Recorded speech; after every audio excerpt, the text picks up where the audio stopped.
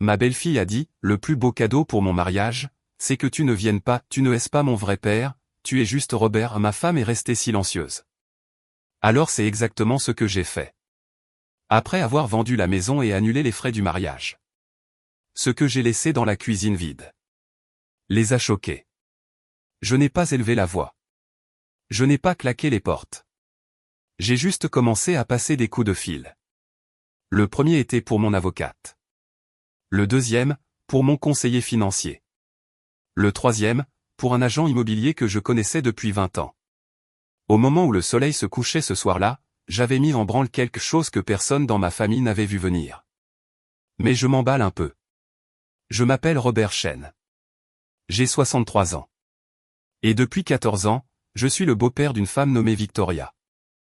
Quand j'ai épousé sa mère, Patricia, Victoria avait 18 ans, sortait tout juste du lycée, pleine de projets et de rêves qui semblaient changer toutes les 2 semaines.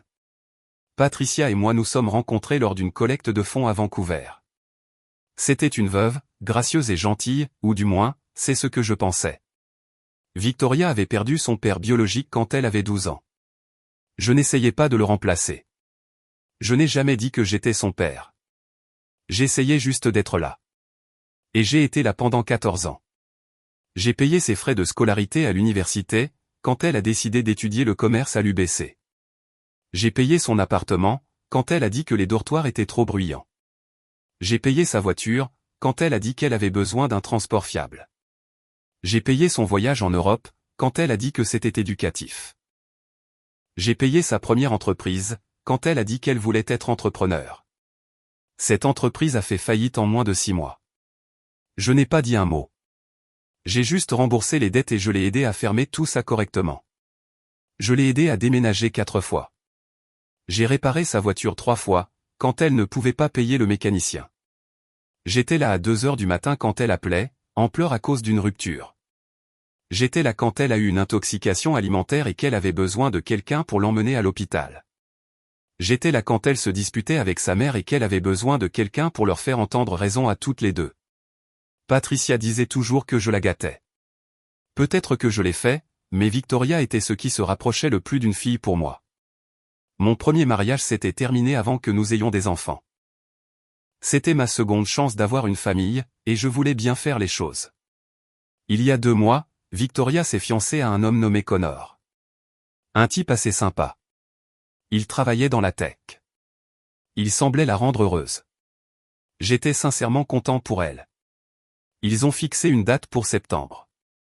Ils prévoyaient un grand mariage dans un vignoble de la vallée de l'Okanagan.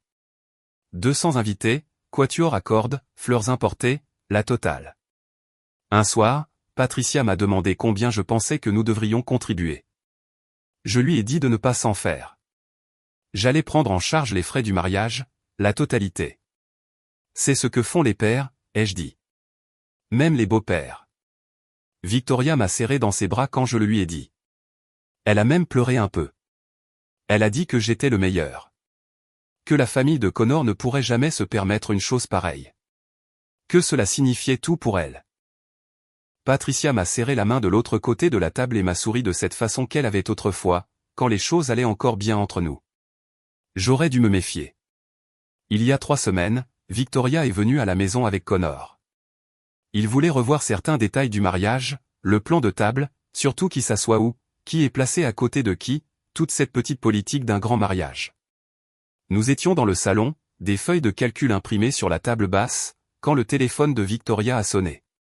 C'était le frère de son père biologique, son oncle James. Il vivait à Toronto. Ils avaient toujours été proches. Elle l'a mis sur haut-parleur. Ils ont parlé du mariage. Il a dit qu'il prenait l'avion pour venir.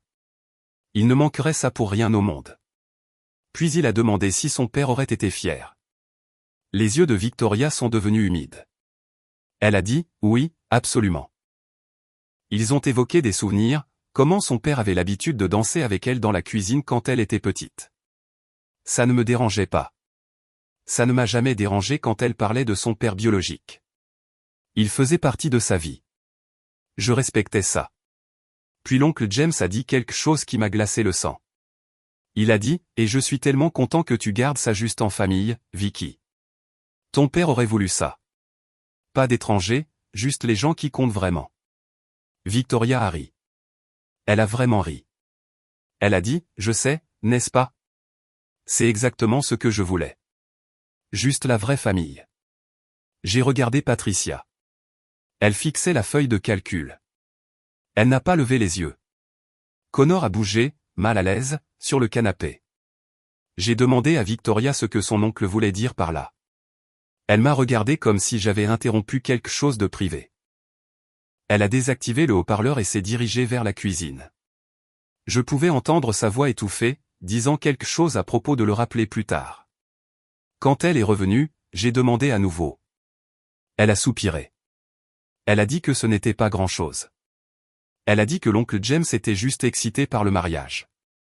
J'ai dit, Victoria, qu'est-ce qu'il voulait dire par pas d'étranger? Elle a regardé Connor. Connor a regardé ses mains. Puis elle l'a dit. Elle a dit, Robert, tu as été formidable. Vraiment. Mais c'est le jour de mon mariage. C'est à propos de moi et de Connor, et c'est pour honorer la mémoire de mon vrai père. Je pense qu'il vaudrait mieux que tu ne viennes pas, je n'ai pas compris au début. J'ai cru avoir mal entendu. J'ai dit, quoi? Elle a dit, je ne veux pas de toi au mariage. Patricia a finalement levé les yeux. Elle a ouvert la bouche comme si elle allait dire quelque chose, mais rien n'est sorti. J'ai dit, Victoria, je paie pour le mariage. Elle a dit, je sais et je t'en suis reconnaissante. Vraiment. Mais ce n'est pas une question d'argent. C'est une question de ce qui me semble juste. Et t'avoir là, assis au premier rang comme si tu étais mon père, ça me semble juste faux. Mon père est mort. Tu n'es pas lui. Tu es Robert.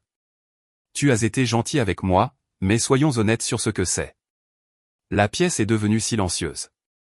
Connor a dit très doucement, Vicky, peut-être qu'on devrait en parler plus tard. Elle l'a ignoré. Elle me regardait maintenant, et son expression n'était pas de la colère. C'était presque de la pitié. Elle a dit, j'y ai beaucoup réfléchi. Plus je planifie ce mariage, plus je réalise que je veux qu'il soit authentique. Je veux honorer mon père.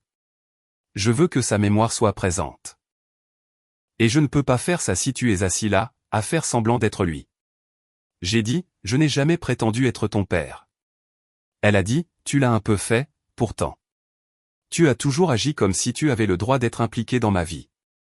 Tu as toujours agi comme si je te devais quelque chose. Patricia a dit très doucement, Victoria, ce n'est pas juste. Victoria s'est tournée vers sa mère. Elle a dit, maman, tu sais que c'est vrai. Robert a toujours été là à rôder, toujours à poser des questions, toujours à essayer de faire partie de tout. J'ai 28 ans. Je n'ai plus besoin d'un père. Et je n'ai surtout pas besoin d'un faux père. Je me suis levé. J'avais besoin de bouger. J'avais besoin de faire autre chose que de rester assis là à écouter ça. J'ai dit, donc, tu veux que je paie pour ton mariage, mais que je n'y assiste pas? Elle a dit, enfin, si tu veux le présenter comme ça, oui. Je ne dis pas que tu es obligé de payer, mais tu l'as proposé. Si tu ne veux plus, c'est bon. Connor et moi, on trouvera une solution. J'ai regardé Patricia à nouveau. Elle pleurait maintenant, silencieusement, les larmes coulant simplement sur son visage, mais elle ne disait rien. Elle n'a pas dit à Victoria d'arrêter. Elle ne m'a pas défendu. C'est à ce moment-là que j'ai su que ce n'était pas seulement Victoria. Patricia était d'accord avec elle. Peut-être pas à voix haute, mais dans sa façon de rester silencieuse, dans sa façon de ne pas me regarder, je pouvais le voir. Elle avait pensé la même chose. J'étais l'étranger. J'avais toujours été l'étranger. J'ai dit très calmement, d'accord. Victoria a cligné des yeux. Elle a dit, d'accord, quoi? J'ai dit, d'accord, je ne viendrai pas au mariage. Est-ce qu'il y a autre chose que tu dois me dire? Elle a eu l'air soulagée. Elle a même souri un peu. Elle a dit, non, c'est tout. Je suis contente que tu comprennes, Robert. Vraiment. Ça ne change rien entre nous. Je tiens toujours à toi, mais ce jour est spécial et j'ai besoin qu'il soit parfait. Connor s'est levé. Il a dit qu'il devrait probablement y aller. Victoria était d'accord. Ils ont rassemblé leurs papiers et se sont dirigés vers la porte. Avant de partir, Victoria s'est retournée et a dit « Merci d'être cool avec ça, Robert. Tu es un type bien. » Puis ils sont partis. Patricia et moi sommes restés assis dans le salon pendant un long moment sans parler. Finalement, elle a dit qu'elle ne le pensait pas de la façon dont ça a sonné. J'ai dit « Si, elle le pensait. » Elle a dit « Elle est juste émotive à propos du mariage.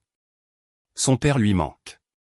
Tu ne peux pas prendre ça personnellement. » J'ai dit « Patricia, ta fille vient de me dire que je ne suis pas de la famille, que je suis un étranger, que j'ai fait semblant pendant 14 ans. Comment exactement suis-je censé prendre ça ?» Elle n'a pas répondu. J'ai dit « Et tu n'as rien dit. Tu es restée assise là et tu l'as laissé dire tout ça. Et tu n'as pas dit un seul mot pour ma défense. » Elle a dit « Qu'est-ce que tu voulais que je dise ? C'est ma fille, Robert. Je ne peux pas contrôler ce qu'elle ressent. » J'ai dit « Tu aurais pu lui dire qu'elle avait tort. Tu aurais pu lui dire que j'ai été là pour elle depuis qu'elle a 18 ans. Tu aurais pu lui dire que la famille, ce n'est pas que le sang. » Patricia a essuyé ses yeux. Elle a dit « Peut-être qu'elle a raison, pourtant. Peut-être qu'on a tous fait semblant. » C'est à ce moment-là que j'ai su que mon mariage était fini. Je ne me suis pas disputé avec elle. Je n'ai pas essayé de la faire changer d'avis. Je me suis juste levé, je suis monté à mon bureau et j'ai fermé la porte. Puis j'ai commencé à passer ses coups de fil. Le lendemain matin, j'ai dit à Patricia que je devais régler certaines affaires. Je serais absent la majeure partie de la journée. Elle a à peine levé les yeux de son café. J'ai rencontré mon avocate en premier. Elle s'appelle Dorothy, et nous nous connaissons depuis 30 ans. Je lui ai tout raconté. Elle a écouté sans m'interrompre, puis elle a sorti un bloc-notes et a commencé à écrire. Elle a dit « Es-tu sûr de ça, Robert ?» J'ai dit « Totalement. » Elle a dit « Ça va faire mal à beaucoup de gens. » J'ai dit « Ils m'ont fait mal en premier. » Elle a hoché la tête. Elle a dit « Très bien, alors. Parlons de la maison. » La maison que Patricia et moi habitions était à mon nom uniquement. Je l'avais achetée 5 ans avant notre mariage, et nous n'avions jamais changé le titre de propriété. C'était une belle maison à North Vancouver. 4 chambres, vue sur les montagnes, valeur d'environ 2 millions. Patricia avait emménagé quand nous nous étions mariés. Son nom n'était sur rien. Dorothy a dit que j'avais tout à fait le droit légal de la vendre. Patricia n'aurait aucun droit de réclamation à moins qu'elle ne puisse prouver qu'elle avait contribué de manière significative à l'hypothèque ou aux rénovations. Elle ne l'avait pas fait. J'avais tout payé. J'ai demandé à Dorothy combien de temps il faudrait pour vendre une maison comme celle-ci si je voulais aller vite. Elle a dit, dans ce marché, tu pourrais l'avoir vendue en 2 semaines si tu fixes le bon prix. J'ai dit, faites-le. Ensuite, j'ai rencontré mon conseiller financier, Gérald. Je lui ai dit que je devais liquider certains investissements et déplacer de l'argent. Je voulais que tout soit séparé, tout propre, pas de compte joint, pas d'actifs partagés. Je voulais savoir exactement ce qui était à moi et ce qui devait être protégé. Gérald a posé la même question que Dorothy. Étais-je sûr ? J'étais sûr. Il a dit qu'il faudrait quelques jours pour tout trier, mais que c'était faisable. Puis j'ai rencontré un agent immobilier nommé Marcus. C'est lui qui m'avait vendu la maison à l'origine. Je lui ai dit que je voulais la mettre en vente immédiatement. Je voulais qu'elle soit vendue avant la fin du mois. Il a sifflé. Il a dit, c'est rapide, Robert. Qu'est-ce qui se passe ? J'ai dit, je fais un changement. Il a dit qu'il pouvait le faire. Il aurait des photographes sur place cette semaine-là. On la mettrait en vente à un prix élevé, pour voir ce qui se passerait. Je l'ai remercié et je suis rentré chez moi. Patricia était dans la cuisine quand je suis rentré. Elle a demandé où j'étais passé. J'ai dit, je m'occupais de certaines choses. Elle a dit, Victoria a appelé, elle voulait savoir si on pouvait tous dîner ensemble la semaine prochaine pour finaliser quelques détails du mariage. J'ai dit, tu peux dîner avec elle. Je n'irai pas, Patricia a froncé les sourcils. Elle a dit, Robert, ne sois pas comme ça. Elle s'est excusée. J'ai dit, non, elle ne l'a pas fait. Patricia a dit, eh bien, elle se sent mal. C'est en gros la même chose. J'ai dit, ce n'est pas la même chose. Je suis monté à l'étage. J'avais du travail à faire. Au cours des 2 semaines suivantes, j'ai erré dans la maison comme un fantôme. Patricia m'a demandé plusieurs fois ce qui n'allait pas. Je lui ai dit rien. J'étais juste occupé. Elle a semblé accepter cela. Le panneau « À vendre » a été installé un mardi. Patricia l'a vu quand elle est rentrée de son club de lecture. Elle est entrée dans mon bureau en tenant ses clés de voiture, le visage pâle. Elle a dit « Pourquoi y a-t-il un panneau à vendre sur notre pelouse ?» J'ai dit « Parce que je vends la maison. » Elle a dit « Tu fais quoi ?» J'ai dit « Je vends la maison. Elle est à moi. Je la vends. » Elle a dit « Tu ne peux pas faire ça. Je vis ici. » J'ai dit « Plus pour très longtemps. » Elle m'a fixé du regard. Elle a dit « Robert, qu'est-ce qui se passe ?» J'ai dit « Je disparais, Patricia. » C'est ce que Victoria voulait, n'est-ce pas? Que je ne sois pas là. Eh bien, je suis son conseil. Je me retire de cette famille. Elle a dit, c'est de la folie. Tu es ridicule. J'ai dit, non, je suis clair. Ta fille a fait comprendre très clairement que je ne suis pas de la famille. Tu l'as fait comprendre très clairement en restant silencieuse, alors j'agis en conséquence. Patricia a commencé à pleurer. Elle a dit que ce n'était pas juste, que je réagissais de manière excessive, que Victoria ne le pensait pas vraiment. J'ai dit qu'elle le pensait, et toi aussi. Elle m'a supplié de reconsidérer. Elle a dit, on pourrait en parler, aller voir un conseiller, arranger les choses. J'ai dit qu'une thérapie ne changerait rien au fait qu'après 14 ans, j'étais toujours juste l'étranger qui payait pour les choses. La maison s'est vendue en 9 jours. Un jeune couple de Hong Kong. Offre comptant de 2,3 millions. Marcus m'a appelé personnellement pour dire que c'était la vente la plus rapide qu'il ait vue depuis des années. J'ai accepté immédiatement. La signature finale était fixée pour 3 semaines plus tard. Patricia a déménagé dans un hôtel.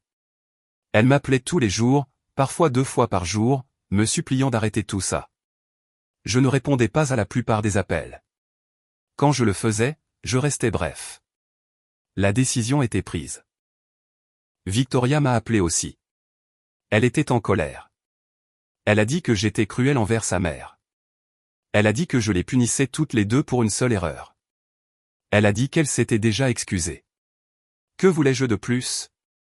J'ai dit, tu ne t'es pas excusée, Victoria. Tu as dit que tu te sentais mal. Ce n'est pas la même chose. Elle a dit, d'accord, je suis désolé. Ok, je suis désolé. C'est ce que tu veux entendre? J'ai dit, c'est 14 ans trop tard. Elle a dit, qu'est-ce que ça veut dire? J'ai dit, ça veut dire que j'ai passé 14 ans à être là pour toi. Et au moment où ça comptait, tu m'as dit que je n'étais personne. Alors maintenant, j'agis comme si je n'étais personne. Je disparais exactement comme tu le voulais. Elle a commencé à pleurer. Elle a dit que je gâchais son mariage, que je gâchais sa vie, que je gâchais tout. J'ai dit, Victoria, je ne viens pas à ton mariage. Je ne paie pas pour ton mariage. Je ne paie plus pour rien. Tu as 28 ans. Tu te débrouilleras. Elle a dit, tu avais déjà promis de payer. J'ai dit, et tu avais promis que je faisais partie de la famille. Nous avons tous les deux dit des choses qui se sont révélées fausses. Puis j'ai raccroché. Connor m'a appelé le lendemain. Il était poli, prudent. Il a dit qu'il comprenait que j'étais contrarié, mais pourrions-nous s'il vous plaît en parler comme des adultes? J'ai dit, Connor, ça ne te concerne pas, il a dit, ça me concerne un peu. Tu retires le financement de notre mariage. J'ai dit, je retire le financement d'un mariage auquel je ne suis pas invité. Ça me semble juste. Il a dit que Victoria était prête à m'inviter maintenant si c'était ce qu'il fallait. J'ai dit, je ne veux pas d'une invitation par pitié, Connor. Je veux être respecté. Puisque ce n'est apparemment pas possible, je me retire de la situation. Il a essayé d'argumenter. Je lui ai souhaité bonne chance et j'ai mis fin à l'appel. La date de la signature est arrivée. J'avais déjà déménagé la plupart de mes affaires personnelles dans un garde-meuble. J'avais loué un petit appartement en centre-ville, quelque chose de temporaire, le temps de décider de ma prochaine étape. La veille au soir, les nouveaux propriétaires ont pris possession des lieux. Je suis retourné à la maison une dernière fois. Elle était vide. Tous les meubles étaient partis, vendus ou donnés. Mes pas résonnaient sur le parquet. J'ai traversé chaque pièce lentement. Le salon où Victoria m'avait dit que je n'étais pas de la famille. La cuisine où Patricia et moi prenions notre café tous les matins. La chambre où nous avions dormi pendant 14 ans. Dans la cuisine, j'ai laissé quelque chose sur le comptoir, un classeur noir. À l'intérieur de ce classeur se trouvait un relevé de chaque dépense que j'avais engagée pour Victoria au cours des 14 dernières années. Reçu de scolarité, paiement de loyer, paiement de voiture, remboursement de prêts commerciaux, courses, factures, frais médicaux, frais de voyage, tout. J'avais passé des mois à le compiler, parcourant de vieux relevés bancaires, des factures de cartes de crédit, des reçus que j'avais gardés dans des boîtes d'archives. Dorothy m'avait aidé à tout organiser chronologiquement. Le total s'élevait à 473 000 $. Chaque page était étiquetée avec la date, le montant et ce à quoi ça correspondait. À la fin du classeur, j'avais inclus une lettre. La lettre disait « Victoria, tu m'as dit que je n'étais pas ton père. Tu m'as dit que j'étais un étranger. Tu m'as dit que j'avais fait semblant pendant 14 ans. Tu avais tort à propos de la comédie. Je n'ai jamais fait semblant. J'étais sincère dans tout ce que j'ai fait pour toi. Mais tu avais raison sur le fait que je ne suis pas ton père. Ton père est décédé quand tu avais 12 ans. Je suis juste l'homme qui a pris soin de toi après ça. » Ce classeur représente à quoi ressemblait ce soin en termes financiers. Je ne te demande pas de me rembourser. L'argent n'a jamais été le but, mais je voulais que tu le vois. Je voulais que tu comprennes ce que cela signifie quand quelqu'un choisit d'être là pour toi. Ton vrai père aurait fait les mêmes choses que moi, probablement plus. Il t'aurait aimé inconditionnellement. Il aurait soutenu tes rêves, même ceux qui ont échoué. Il aurait été là à 2 heures du matin quand tu avais besoin de lui. J'ai essayé de faire ça aussi. J'ai essayé d'être quelqu'un sur qui tu pouvais compter. Tu as clairement fait comprendre que ce n'était pas assez. Ou peut-être que c'était trop. Ou peut-être que ça n'avait tout simplement pas d'importance parce que je n'étais pas la bonne personne. C'est ton choix. Mais c'est aussi mon choix de l'accepter et d'avancer. Je ne viendrai pas à ton mariage. Je ne paie pas pour ton mariage. Je ne paie plus pour rien d'autre dans ta vie. Pas parce que je suis en colère, bien que je le sois. Pas parce que je veux me venger, bien qu'une partie de moi le veuille. Mais parce que tu m'as demandé de disparaître, et je respecte cette demande. J'espère que ton mariage sera tout ce que tu veux qu'il soit. J'espère que Connor te rendra heureuse. J'espère que ta vie est pleine de gens qui répondent à tes critères de ce que signifie la vraie famille. Je ne serai pas l'une de ces personnes. Prends soin de toi, Victoria. Robert. J'ai laissé le classeur sur le comptoir, j'ai verrouillé la porte derrière moi et j'ai conduit jusqu'à mon nouvel appartement. Le lendemain matin, mon téléphone a commencé à sonner à 7h30. C'était Patricia. Elle hurlait. Je ne l'avais jamais entendue hurler comme ça avant. Elle était allée à la maison pour récupérer quelques objets qu'elle avait oubliés. Les nouveaux propriétaires lui avaient donné la permission de passer avant qu'il n'emménage. C'est là qu'elle a trouvé le classeur. Elle a tout lu, puis elle a appelé Victoria. Victoria est arrivée en voiture. Elles l'ont relu toutes les deux, assises par terre dans la cuisine vide. Patricia continuait de hurler dans le téléphone. Elle a dit que j'étais cruel. Elle a dit que j'étais mesquin. Elle a dit que j'avais transformé un désaccord familial en guerre. J'ai dit, Patricia, Victoria m'a dit de disparaître. J'ai disparu. Je ne comprends pas pourquoi tu es surprise. Elle a dit, tu as tout détruit. Le mariage est dans 6 semaines. Comment est-elle censée payer pour ça? J'ai dit, ce n'est plus mon problème. Elle a dit, 400 000 $, Robert. Tu as gardé une trace de chaque centime. Quel genre de personne fait ça? J'ai répondu, le genre de personne qui voulait se souvenir qu'il comptait, puisqu'apparemment, personne d'autre n'allait s'en souvenir pour lui. Victoria a pris le téléphone. Elle pleurait si fort que je pouvais à peine la comprendre. Elle a dit qu'elle était désolée. Elle a dit qu'elle ne le pensait pas. Elle a dit qu'elle avait été stupide et égoïste, et qu'elle comprenait maintenant ce que j'avais fait pour elle. J'ai dit, Victoria, tu le pensais. Tu pensais chaque mot. La seule chose pour laquelle tu es désolée, c'est qu'il y a des conséquences. Elle a dit, s'il te plaît, Robert, s'il te plaît ne fais pas ça. Je t'inviterai au mariage. Tu pourras t'asseoir au premier rang. Tu pourras me conduire à l'hôtel. Tout ce que tu veux. J'ai dit, je ne veux pas d'une invitation par pitié. Je voulais du respect. Je voulais être traité comme si je comptais. Tu as clairement fait comprendre que ce n'est pas le cas. Alors maintenant, je vis en conséquence. Elle a supplié. Elle a dit qu'elle me rembourserait chaque centime. Même si elle n'avait aucune idée de comment. J'ai dit, garde ton argent. Dépense-le plutôt en thérapie. Essaie peut-être de comprendre pourquoi tu penses que les gens sont jetables. Puis j'ai raccroché. Au cours des jours suivants, j'ai reçu des appels de l'oncle James à Toronto, de Connor, de deux des sœurs de Patricia, de la meilleure amie de Victoria. Tout le monde voulait me dire que j'étais déraisonnable.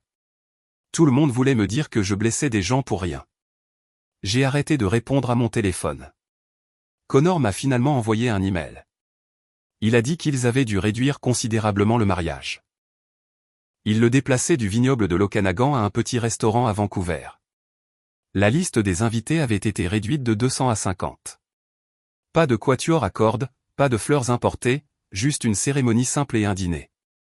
Il a dit que Victoria était dévastée. Il a dit que Patricia ne parlait plus à Victoria, la blâmant d'avoir détruit la famille. Il a dit que toute cette histoire déchirait tout le monde. Il a demandé une fois de plus si je voulais bien reconsidérer ma décision. Je n'ai pas répondu. Le mariage a eu lieu comme prévu. Je le sais parce que la sœur de Patricia a posté des photos sur Facebook. Ça avait l'air bien. Petit, mais bien. Victoria portait une robe simple. Connor portait un costume. Il souriait pour la caméra. Je n'ai rien ressenti en regardant ces photos. Pas de satisfaction, pas de colère, pas de tristesse, juste rien. 3 mois après le mariage, Patricia a demandé le divorce. Je ne l'ai pas contesté. Dorothy s'est occupée de tout. Le divorce a été finalisé en 6 mois. Patricia m'a envoyé une seule lettre pendant cette période. Elle a dit qu'elle espérait que j'étais heureux maintenant que j'avais détruit notre famille. Elle a dit qu'elle avait gâché 14 ans avec moi. Elle a dit que j'étais un homme amer et petit qui ne supportait pas que son ego soit blessé. Je n'ai pas répondu à ça non plus. Victoria m'a envoyé une lettre aussi. Elle était longue, décousue, pleine d'excuses et d'explications. Elle a dit qu'elle avait été stressée par le mariage. Elle a dit qu'elle n'avait pas réfléchi à ce qu'elle disait. Elle a dit qu'elle comprenait maintenant à quel point j'avais fait pour elle et qu'elle passerait le reste de sa vie à être reconnaissante. Je ne l'ai pas cru, mais j'ai apprécié l'effort. Je n'ai pas répondu à ça non plus. 6 mois après le divorce, j'ai déménagé à Victoria la ville, pas la personne. J'avais toujours aimé l'île. C'était plus calme là-bas. J'ai acheté une petite maison avec vue sur l'océan, quelque chose que je pouvais me permettre facilement avec l'argent de la vente de la maison de Vancouver et du partage des biens avec Patricia. J'ai commencé à faire du bénévolat dans un centre communautaire, enseignant l'éducation financière aux jeunes adultes. J'ai rejoint un groupe de randonnée. Je me suis mis à la peinture, quelque chose que j'avais toujours voulu essayer mais pour lequel je n'avais jamais eu le temps. Les gens me demandent parfois si j'ai de la famille. Je dis que j'en avais, mais plus maintenant. Ils ne posent généralement pas d'autres questions. J'ai 63 ans maintenant. J'ai assez d'argent pour vivre confortablement le reste de ma vie. J'ai des passe-temps que j'apprécie, des amis que je vois régulièrement, une routine qui me rend heureux. Je ne pense plus beaucoup à Victoria. Quand je le fais, je ne ressens pas de colère. Je me sens juste distant, comme si c'était quelqu'un que j'avais connu il y a longtemps. Je ne pense pas non plus à Patricia. Je pense à moi-même, au choix que j'ai fait et si je ferais quelque chose différemment. Je ne le ferai pas. Les gens pensent que la vengeance consiste à blesser la personne qui vous a blessé. Ce n'est pas le cas. La vengeance consiste à reprendre sa dignité. C'est refuser de laisser quelqu'un vous traiter comme si vous ne comptiez pas, pour ensuite continuer à profiter de votre présence. Je n'ai pas détruit ma famille. Ils l'ont fait quand ils ont décidé que j'étais jetable. J'ai juste accepté leur décision et j'ai agi en conséquence. Victoria voulait que je disparaisse. Alors, je l'ai fait. Pas de la façon dont elle l'entendait, où je m'absenterais tranquillement du mariage tout en étant là pour tout payer.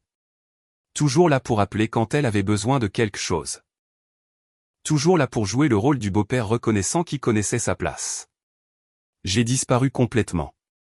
J'ai pris mon argent, mon temps, mon énergie, et je les ai redirigés vers des gens qui les valorisaient vraiment. Ce n'est pas de la cruauté. C'est du respect de soi. Le mois dernier, j'ai reçu un message de Connor sur Facebook. Il a dit que Victoria avait donné naissance à leur premier enfant, une fille. Il a dit qu'il l'avait nommée Patricia, comme sa grand-mère. Il a dit que Victoria parlait beaucoup de la famille ces derniers temps, de comment elle voulait faire mieux avec sa fille qu'elle ne l'avait fait avec les gens qui s'étaient occupés d'elle. Il a dit qu'elle aimerait me parler un jour si j'y étais ouvert. J'ai lu le message 2 fois, puis je l'ai supprimé. J'ai 63 ans. Je n'ai pas le temps d'apprendre à des adultes comment traiter les gens avec respect. C'est quelque chose qu'ils auraient dû apprendre il y a longtemps. J'ai un cours de peinture cet après-midi. Demain, je fais une randonnée au Mont Douglas avec mon groupe. La semaine prochaine, je commence un atelier sur la planification de la retraite au centre communautaire. Ma vie est pleine. Elle est calme, mais elle est pleine et c'est la mienne. Victoria a obtenu ce qu'elle demandait. J'ai disparu. Et en faisant cela, j'ai trouvé quelque chose que je ne savais même pas avoir perdu.